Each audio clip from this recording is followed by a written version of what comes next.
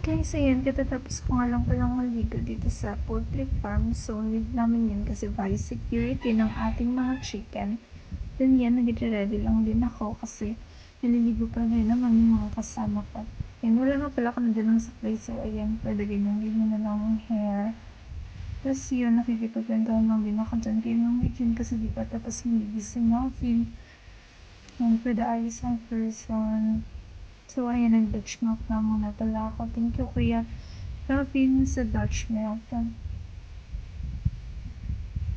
Habang hinihintay ko sila, yan, ready ko na din tong tripod kasi titingnan ko kung okay ba yung magagamit namin. Okay, let's go, guys. Okay. Kasama ko nga pala pagpunta doon ay si Ma'am Regine and si Sir Melvin. So, let's go. Ayan, I'm walking with Sir Melvin. Yan, dire-diretso na kami. Ito na kami sa poultry area. So, ayun guys, mag-inventory kami.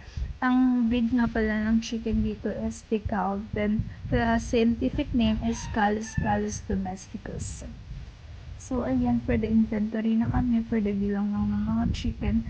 Then, yun, tinignan din namin kung kumusta na nga ba yung condition nila dito. Well, ventilated naman sila guys. Then, okay naman yung supply ng fields. Then, yan, ito yung sa watering nila. Chinek ko rin kung gumagana yung mga yan. Gumagana naman siya.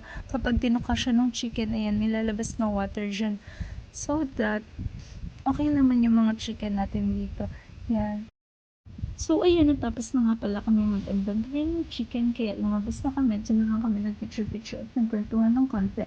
And after that, pupunta na kami dun sa mga sisiw. I-check rin natin yung mga sisiw. If okay lang ba yung ngayon. So, ayun guys.